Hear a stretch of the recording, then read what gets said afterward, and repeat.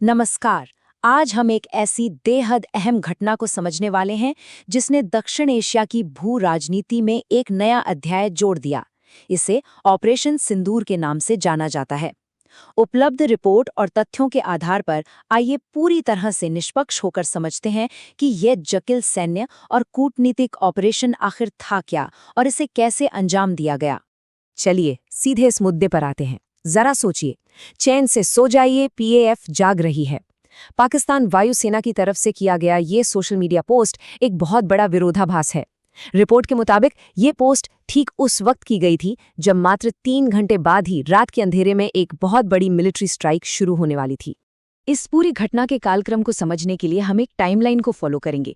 शुरुआत पहलगाम हमले से, फिर कूटनीतिक तैयारियां, उसके बाद सीधे ऑपरेशन सिंदूर की कार्रवाई, वहां इस्तेमाल हुए हथियार और आखिर में हम देखेंगे कि इस हमले के बाद के हालात कैसे रहे।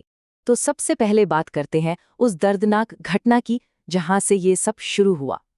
पहलगाम का आतंकी हमला। 26 ये सिर्फ एक संख्या नहीं है। उपलब्ध स्रोतों के अनुसार 22 अप्रैल को पहलगाम की बैसरन घाटी में 26 बेगुनाह पुरुषों की जान ले ली गई और बताया जाता है कि ये हत्याएं सिर्फ और सिर्फ उनकी धार्मिक पहचान के आधार पर की गई। बिल्कुल यही वो घटना थी जिसने आगे चलकर एक बहुत बड़े सैन्य ऑपरेशन की नींव रखी।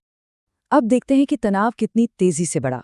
22 अप्रैल को हमला होता है और अप्रैल के आखिर तक हाई लेवल मीटिंग्स का दौर शुरू हो जाता है। 5 मई आते आते एक पूरे मिलिट्री ऑपरेशन का ब्लूप्रिंट बिल्कुल तैयार कर लिया गया और फिर 6 और 7 मई की आधी रात को सीधे सैन्य कार्रवाई को अंजाम दिया गया। सब कुछ बेहद तेज और हाई स्टेक्स था। लेकिन रुकिए, सिर्फ मिलिट्री स्ट्राइक ही नहीं, हमें उस कूटनीतिक और रणनीतिक तैयारी को भी समझना होगा जो पर्दे के पीछे चल रही थी। भारत का रिस्पॉन्स सिर्फ सेना तक सीमित नहीं था। कुछ ऐसे डिप्लोमैटिक कदम उठाए गए जो सच में अभूतपूर्व थे। सबसे बड़ा फैसला था सिंधु जल संधि यानी इंडस वाटर ट्रीटी को सस्पेंड करना। ये एक बहुत कठोर कदम था क्योंकि पाकिस्तान की लगभग 80% कृषि इसी पर निर्भर करती है। इसके साथ ही अटारी चेकपोस्ट को बंद कर दिया गया, एसवीएस वीज़ा रद्द कर दिए गए और मीडिया व ओटीटी कंटेंट पर पूर्ण प्रतिबंध लगा दिया गया। डिप्लोमेसी के समानांतर खुफिया एजेंसियां भी ग्राउंड पर अपना काम कर रही थीं। रॉ और एनटीआरओ ने मिलकर रियल टाइम सर्विलेंस शुरू कर दिया। उन्होंने कुल 21 आतंकी कैंपों को ट्रैक किया, लेकिन स्ट्राइक के लिए चुने गए सिर्फ 9 टारगेट्स। इन 9 विशिष्ट ठिकानों को राष्ट्रीय सुरक्षा सलाहकार अजीत डोभाल द्वारा फाइनल किया गया क्योंकि ये सीधे तौर पर अतीत के बड़े हमलों से जुड़े पाए गए। अंततः प्रधानमंत्री से इस सैन्य ऑपरेशन को अंतिम मंजूरी मिल गई। और अब शुरू होता है आधी रात का वो एग्जीक्यूशन फेज जिसे नाम दिया गया ऑपरेशन सिंदूर। यहाँ एक आंकड़ा बहुत अहम है, 25। ये वो वक्त है जिसमें ये पूरी जटिल मिलिट्री स्ट्राइक पूरी कर ली गई। रिपोर्ट्स बताती हैं कि अंतर्राष्ट्रीय सीमा के पार कई ठिकानों पर किया गया ये ऑपरेशन रात 1:05 पर शुरू होकर 1:30 पर समाप्त हो गया। यानी इस पूरे मल्टी टारगेट ऑपरेशन को अंजाम देने में मात्र 25 मिनट लगे। आखिर इतने कम वक्त में ये हुआ कैसे? आइए देखते हैं उन हवाई हमलों और इस्तेमाल हुए हथियारों की डिटेल।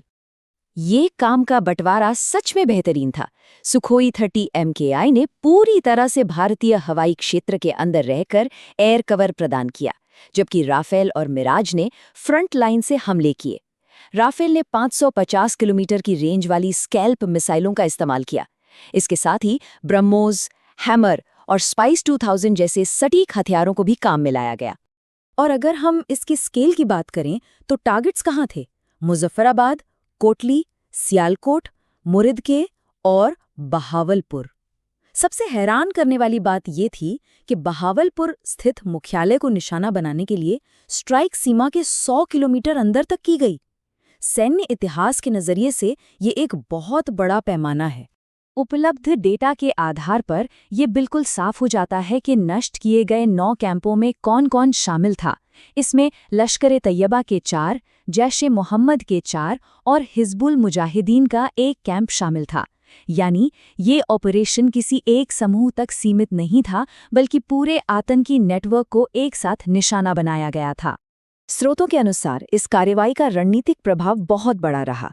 बताया जाता है कि इसमें 100 से अधिक आतंकवादी मारे गए और सबसे बड़ी बात, मारे गए लोगों में जैश चीफ मसूद अजहर के परिवार के कई सदस्य और IC-814 विमान अपहरण का मास्टरमाइंड अब्दुल रऊफ असगर भी शामिल था।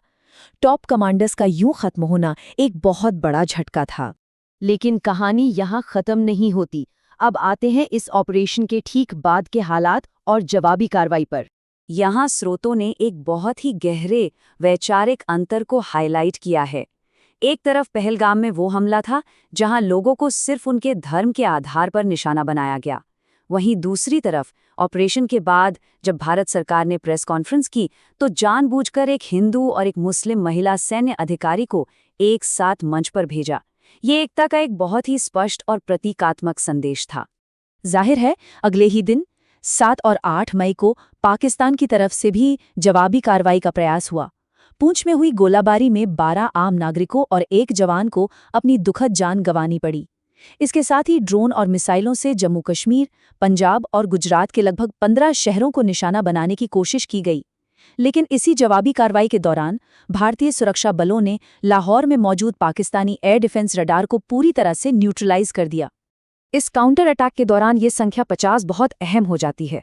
जब जवाबी हमले में ड्रोन और मिसाइलें भारतीय हवाई क्षेत्र में दाखिल हुईं तो रिपोर्ट किया गया है कि भारतीय एयर डिफेंस सिस्टम ने हवा में ही लगभग 50 पाकिस्तानी ड्रोन और मिसाइलों को सफलतापूर्वक इंटरसेप्ट करके नष्ट कर दिया। इससे एक बहुत भारी नुकसान होने से टल गया। इस पूरे विशाल और जटिल घटनाक्रम को समझने के बाद एक बहुत बड़ा सवाल हमारे सामने आता है। इस 100 किलोमीटर गहरी और अभूतपूर्व मिलिट्री स्ट्राइक का आखिर दक्षिण एशिया की भू राजनीति और सीमा पार सुरक्षा के भविष्य के लिए क्या मतलब है?